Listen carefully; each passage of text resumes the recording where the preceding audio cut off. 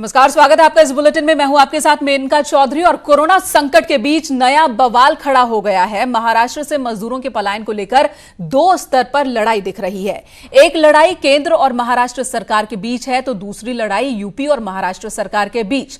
नए किरदार के रूप में एमएनएस प्रमुख राज ठाकरे भी इस विवाद में कूद पड़े हैं। कोरोना के बहाने राज ठाकरे ने भारत को तोड़ने वाली अपनी राजनीति एक बार फिर से शुरू कर दी है। उन्होंने चिट्ठी लिखकर बकायदा धमकी दी है कि यूपी से आने वाले मजदूरों को महाराष्ट्र सरकार से इजाजत के बाद ही प्रदेश में घुसने दिया जाएगा, और अगर इजाजत वो नहीं लेते हैं तो उत्तर प्रदेश के किसी शख्स को महाराष्ट्र में दाखिल नहीं होने दिया जाएगा। दरअसल योगी सरकार ने प्रदेश के कामगारों की सोशल सिक्योरिटी के मद्देनजर कुछ अहम फैसले लिए, जिनमें से एक फैसला है कि कोई राज्य सरकार अगर उत्तर प्रदेश के लोगों से मजदूरी करवाना चाहती है तो वो तभी करवा सकती है जब वो उनकी सोशल सिक्योरिटी की गारंटी दे। इस फैसले को आधार बनाकर राज ठाकरे ने अपनी नफरत वाली राजनीति को नए सिरे से धार देना शुरू कर दिया। आखिर हो क्या रहा है महाराष्ट्र में, ये हम आपको विस्तार से बताते हैं। दरअसल इस पूरे विवाद की शुरुआत सीएम उद्धव ठाकरे के लगातार केंद्र सरकार पर हमले के साथ हुई। कभी जीएसटी के पैसों को लेकर तो कभी रेल किराया के पैसों को लेकर। विवाद तब और बढ़ गया जब उन्होंने आरोप लगाया कि वो केंद्र सरकार से, रेलवे मिनिस्ट्री से 80 ट्रेनों की मांग कर रहे हैं कि रोज 80 ट्रेन महाराष्ट्र को दी जाए श्रमिकों को भेजने के लिए, जबकि सिर्फ 35 ट्रेनें ही मिल रही है। और इसी का जवाब रेल मंत्री पीयूष गोयल ने दिया। एक के बाद एक कई ट्वीट उन्होंने कल किए हैं। कहा, हम 125 ट्रेनों के साथ तैयार हैं। महाराष्ट्र सरकार हमें ट्रेनों के परिचालन की जगह और मजदूरों की सूची दे। रात 9 बजे से उन्होंने ट्वीट डालने शुरू किए। देर रात 2 बजे तक यह सिलसिला चलता रहा। आखिर में महाराष्ट्र सरकार ने नई लिस्ट देने की बात कही। उधर महाराष्ट्र सरकार में शामिल एनसीपी के नेता और पूर्व नागरिक उड्डयन मंत्री प्रफुल्ल पटेल ने भी अब भारतीय रेलवे की तारीफ शुरू कर दी है। तो कई स्तर की यह लड़ाई इस वक्त उत्तर प्रदेश और महाराष्ट्र के बीच दिख रहा है।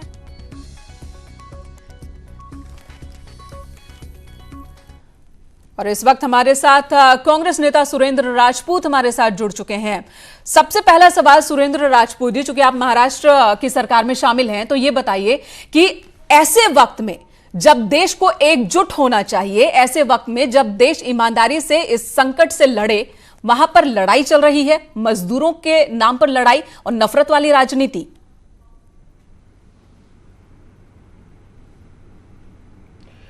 मेनका, मैं बिल्कुल पूरी तरीके से आपसे सहमत हूं। और जिस तरीके से ये लड़ाई उत्तर प्रदेश की सरकार और भारतीय जनता पार्टी के केंद्रीय नेतृत्व ने की है, ये अपने आप में बहुत ही ओछेपन की घटना है और नीच राजनीति की कहीं ना कहीं परंपराएं शुरू की हैं इन लोगों ने। चूंकि महाराष्ट्र भी भारत देश किस परंपरा की बात कर रहे हैं सुरेंद्र राजपूत जी? आप किस परंपरा की बात कर रहे हैं? घर में ना घुसने देने की चेतावनी राज ठाकरे कर रहे हैं, वहां उद्धव ठाकरे लगातार केंद्र सरकार पर हमला कर रहे हैं, और आप कह रहे हैं कि उत्तर प्रदेश की सरकार यहां पर राजनीति कर रही है।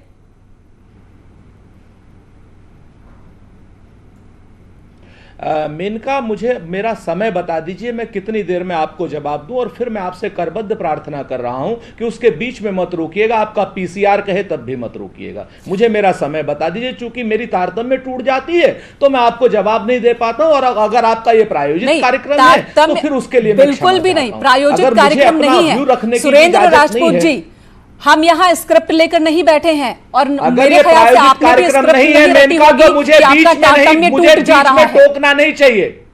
भारतीय जनता पार्टी का प्रवक्ता टोके समझ में आती है, लेकिन एक ख्याति लब्ध एंकर अगर किसी आदमी को बीच में टोकता है तो उसकी वो चीज खराब मानी जाती है। जहां बात गलत लगेगी तो टोकेंगे ही। बोलिए, आप अपनी बात रखिए।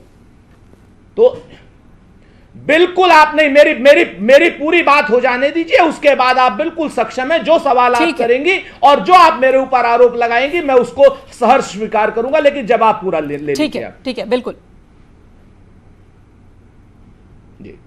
तो मेरा आपसे निवेदन है कि जिस तरीके से उत्तर प्रदेश की सरकार ने, सत्ता पे बैठे सत्ताधीशों ने, जिम्मेवार लोगों ने, जो उत्तर प्रदेश के और देश के अभिभावक हैं, उन लोगों ने जिस तरीके से तुच्छ और निर्लज्ज राजनीति शुरू की है, उसका जवाब एक महाराष्ट्र के गुंडे ने दे दिया है, जिसको राज ठाकरे आप कहते हैं। सच्चाई यह है कि उत्तर प्रदेश के मुख्यमंत्री और देश के तमाम भारतीय जनता पार्टी के नेता अगर इस तरीके की ओछी राजनीति न करते कि यहां से जाने से पहले आप आपको क्या नाम परमिट लेना पड़ेगा, सरकारों को पूछना पड़ेगा। तो इन राज ठाकरे जैसे लोगों को जो इस समय अपना अस्तित्व खो चुके हैं, इन लोगों को यह कहने की हिम्मत नहीं या हिमाकत नहीं पड़ती कि अब कोई उत्तर प्रदेश से आएगा तो हमसे परमिशन लेकर के आएगा। क्या उत्तर प्रदेश के नागरिक भारत के नागरिक नहीं है?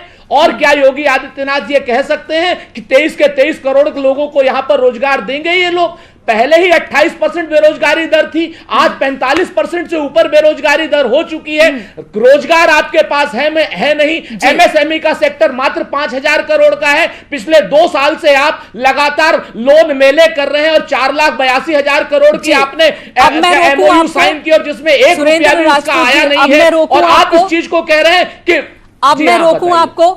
आप जो ये आंकड़े इस वक्त गिना रहे हैं, क्या आप महाराष्ट्र सरकार को, आप भी उसका हिस्सा हैं, नहीं कह सकते थे कि ये जो श्रमिक इस वक्त परेशान है, अपने घर जाने को आतुर हैं, इन्हें आश्रय दीजिए? आप नहीं कह सकते थे उनके लिए खाने पीने का इंतजाम कीजिए? आखिर उन्हें क्यों वो प्रदेश छोड़ना पड़ा जहां पर वो जो जगह उनकी कर्मभूमि है? आप बने रहे हमारे साथ। महाराष्ट्र के पूर्व मुख्यमंत्री देवेंद्र फडणवीस ने भी शिवसेना पर निशाना साधा। उन्होंने क्या कहा, यह सुना देते, फिर आपके पास आती हूं मैं आपके पास आती हूं मैं आपके पास। सेना के सांसदों ने किया है वो कोरी राजनीति है। आज महाराष्ट्र की कोविड की परिस्थिति बहुत खराब है। महाराष्ट्र में 30% से ज्यादा देश के पेशेंट्स ये महाराष्ट्र से हैं। 40% से ज्यादा मौतें ये महाराष्ट्र में हो रही है, और पूरी तरीके से सरकार नाकाम दिख रही है, और अपनी नाकामी को छुपाने के लिए हर चीज का ठिकरा केंद्र सरकार पर फोड़ने की ये जो कोशिश है बिल्कुल गलत है। रेल मंत्री और रेल मंत्रालय ने लगातार महाराष्ट्र को मदद की है। दरअसल महाराष्ट्र के सीएम उद्धव ठाकरे ने मजदूरों को लेकर ट्रेन सियासत की शुरुआत की। उन्होंने कहा कि राज्य सरकार केंद्र से रोजाना 80 ट्रेनों की डिमांड कर रही है, लेकिन इसकी आधी ट्रेन ही मिल रही है।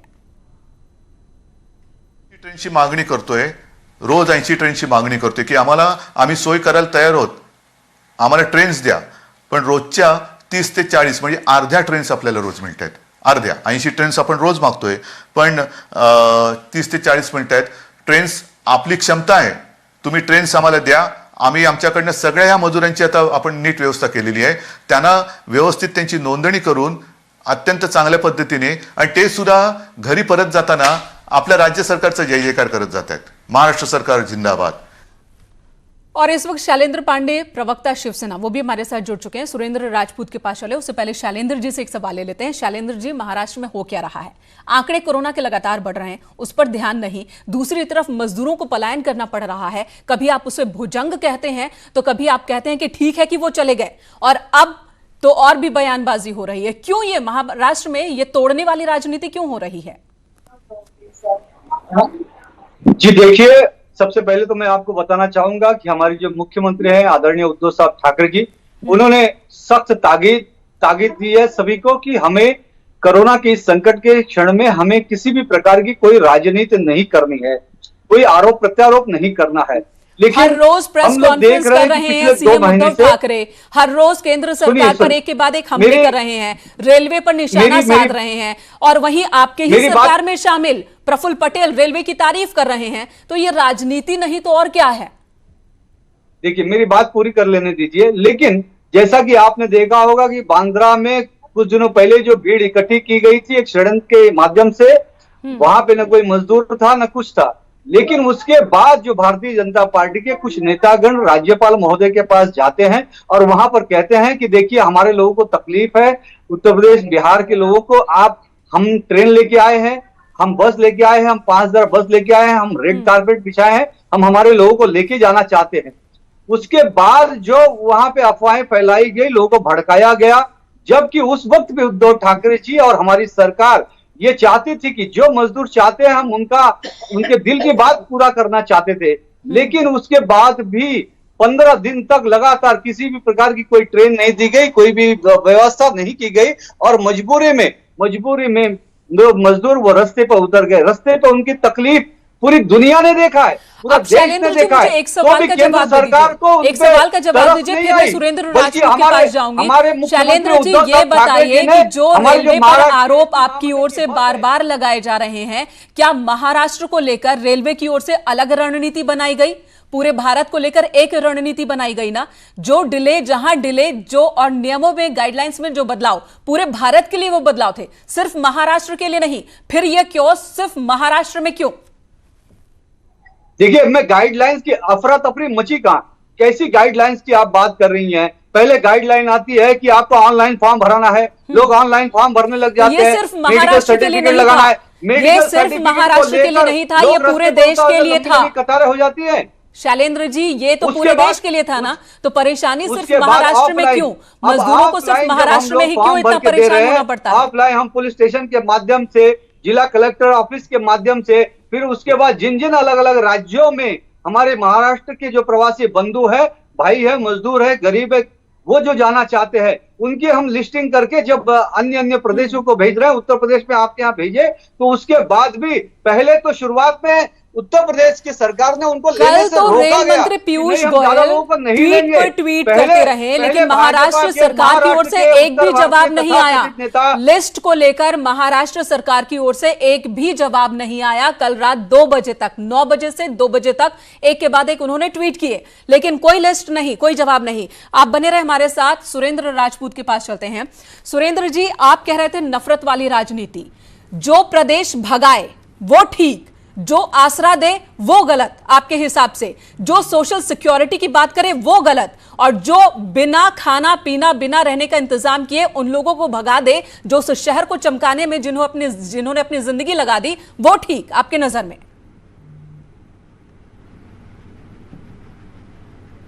ये जो भारतीय जनता पार्टी का आईटी ट्रॉल्स का कुप्रचार है ना, ये पढ़े लिखे लोगों के मुंह से शोभा नहीं देता है आदरणीय मेनका जी। सच्चाई ये है कि एक बार जमीन पे जाकर के देखिए कि 2 राज्यों में हिंदुस्तान के सबसे ज्यादा मजदूर हैं।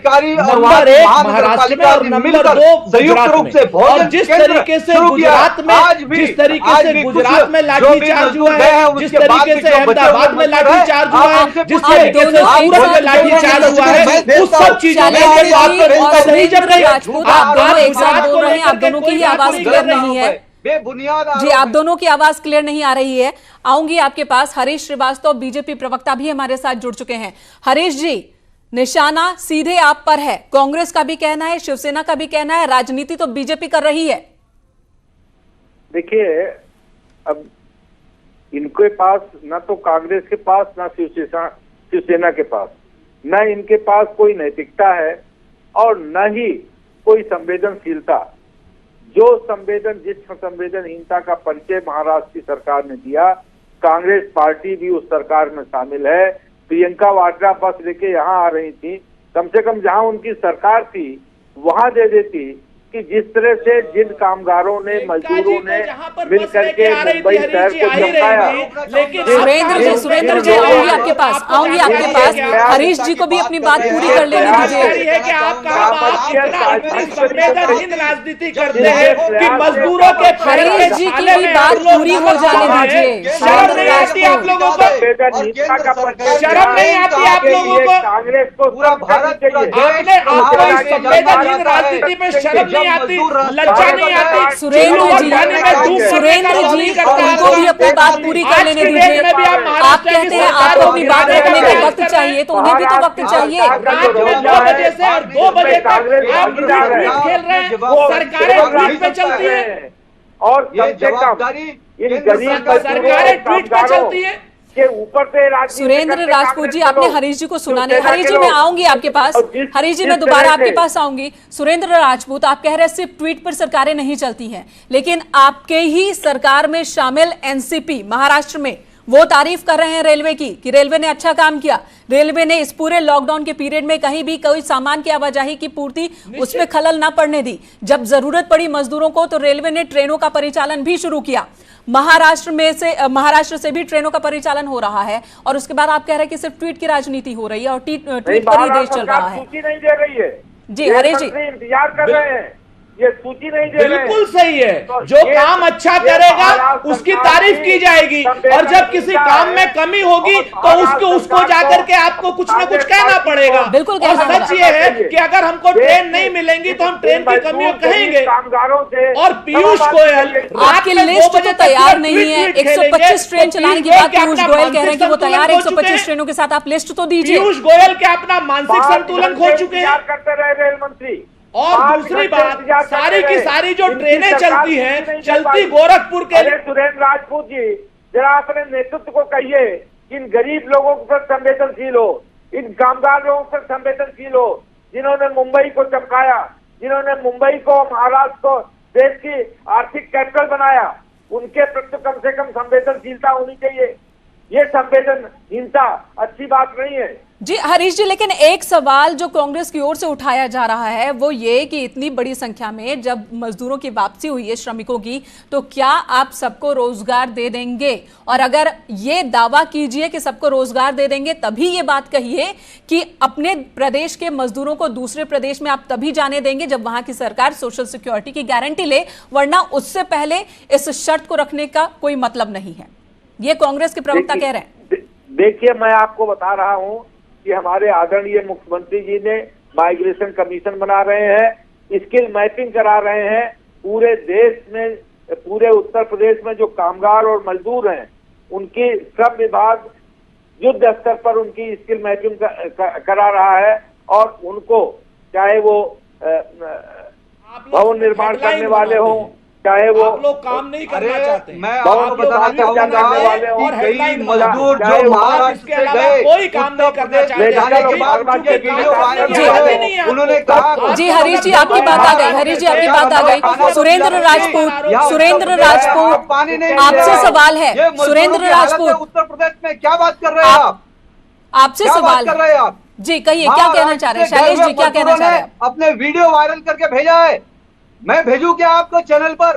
वो मजदूर कह रहे हैं महाराष्ट्र में कम से कम हमको भोजन तो मिल रहा था, उत्तर प्रदेश में हमको कोई पानी नहीं पूछ रहा है, लाठियां बरसाई जा रही मजदूरों के ऊपर, और आप संवेदनशीलता की बात कर रहे हैं। शर्म आनी चाहिए उत्तर प्रदेश सरकार को। शर्म आप करिए, शर्म आप करिए। आप शर्म करिए। आप पहले लोगों को भड़काते हैं कि आइए आइए, जब जाने लगते हैं लोग तो उनको बोलते हैं भागिए भागिए, फिर लाठियां चलाने लग जाते हैं। संवेदनशीलता की, उनको भोजन भी दे रही है, उनको पैसा भी दे रही है, उनको ससम्मान घर भी पहुंचा रही है, और उनके रोजगार की व्यवस्था कर रही है।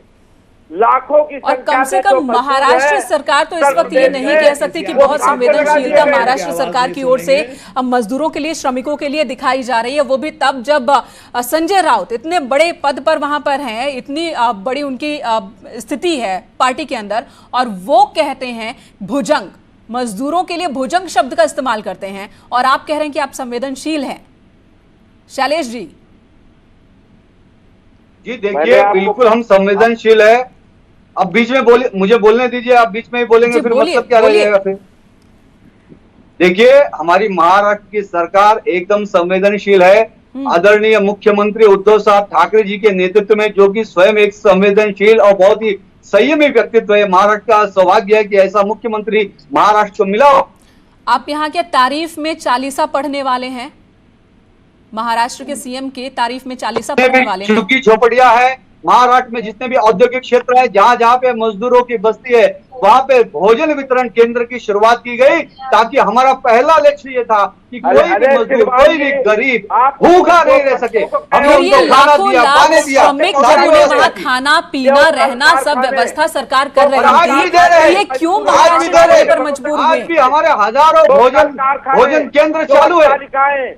इन मजदूर और कामगारों के भरोसे पर जब इनके भाजपा के तथाकथित नेताओं के द्वारा भड़काने कर दिया, उनको आपने बिना भोजन के, बिना, यानी कि सारा आरोप अब बीजेपी पर। हरीश जी, बीजेपी पर ही आरोप है कि आप लोगों ने भड़काया, बीजेपी ने भड़काया, और इसीलिए महाराष्ट्र से ये सारे जो श्रमिक है वहां से निकल पड़े उत्तर प्रदेश और बिहार के लिए और दूसरे राज्यों के लिए, क्योंकि बीजेपी ने भड़काया। ये काम जो अरविंद केजरीवाल ने किया था ना, कि उन्होंने भड़का करके गोतो बसें वहां लगी आपको ले जाने के लिए, और ला करके उत्तर प्रदेश के बॉर्डर पे छोड़ दिया।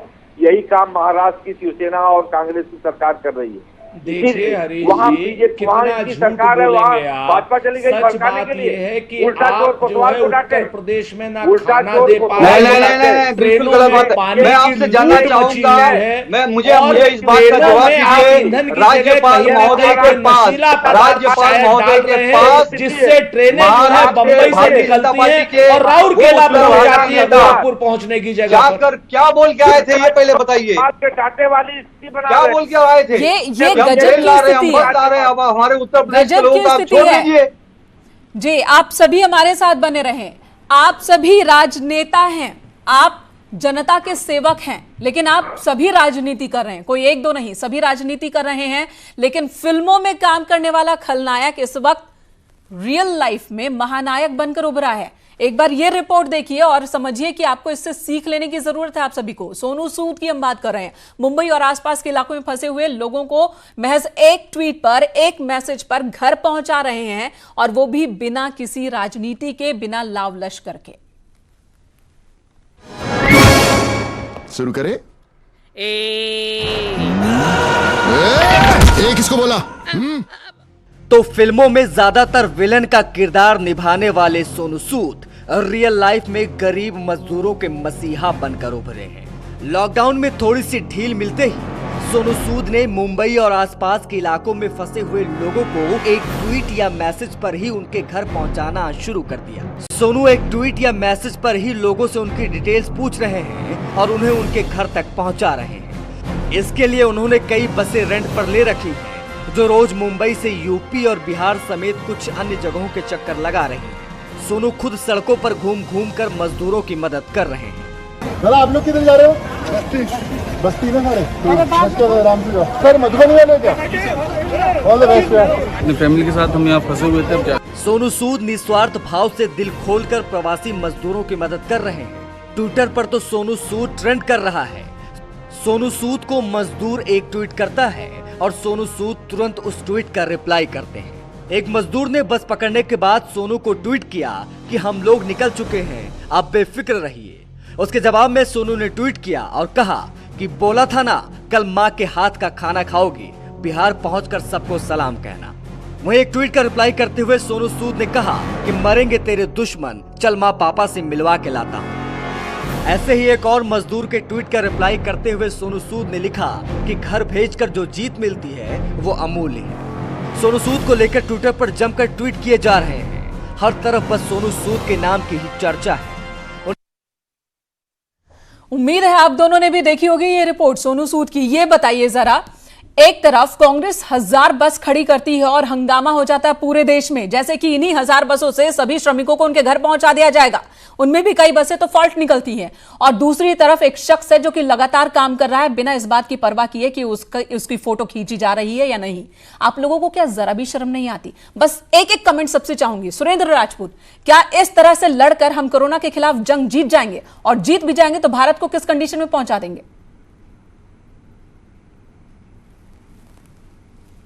मैं पूरी तरीके से सोनू सूद के किए हुए कामों को सैल्यूट करता हूं, और सच्चाई ये है कि श्रीमती प्रियंका गांधी जी के नेतृत्व में हमने सेवा भाव से काम किया। उत्तर प्रदेश की अहंकारी सरकार ने हमारी बसेस को लेने से मना किया, वरना अब तक कम से कम 3 लाख मजदूर उन बसों से घर पहुंच चुके नहीं, मुझे तो लग रहा है कि सारे मजदूर पहुंच गए होते, सिर्फ 3 लाख नहीं, सारे ही। मजदूरों के पांव के छालों में कहीं ना कहीं सिर्फ 3 की लाख नहीं, महाराष्ट्र सरकार की लड़ाई दिख रही है कोरोना के खिलाफ भी, और प्रवासी मजदूरों के खिलाफ भी आप लड़ रही रहे हैं। झूठे और जी सुरेंद्र राजपूत जी, हो गया, वक्त बहुत कम है। शैलेश जी। बिल्कुल नहीं, देखिए हमारे मुख्यमंत्री आदरणीय उद्धव साहब ठाकरे जी ने स्पष्ट रूप से हर समय एक ही बात कहते हैं कि ये समय राजनीति का नहीं है, और शिवसेना बिल्कुल राजनीति नहीं कर रही है। समय राजनीति का नहीं है, लेकिन सब राजनीति कर रहे हैं। राज ठाकरे, जिनकी वो तोड़ों वाली राजनीति पीछे छूट गई थी कोरोना संकट काल में, उन्होंने भी अपनी इस पुरानी राजनीति को दोबारा से धार देनी शुरू कर दी है। लेकिन सभी यही कह रहे हैं कि राजनीति बिल्कुल नहीं हो रही है। धन्यवाद आप सभी का इस वक्त इस बुलेटिन में शामिल होने के लिए, चर्चा में शामिल होने के लिए। लेकिन जरूरत है कि देश एकजुट होकर लड़ाई लड़े। हालांकि ऐसा फिलहाल दिख नहीं रहा है। तमाम राज्यों के बीच भी समन्वय की कमी, और केंद्र के खिलाफ तो फिर दिख ही रही हैं तमाम राज्य सरकारें, खासकर गैर बीजेपी शासित राज्य सरकारें। धन्यवाद आप सभी का, और इस वक्त बुलेटिन में इतना ही। एक ब्रेक के बाद भी खबरें जारी हैं।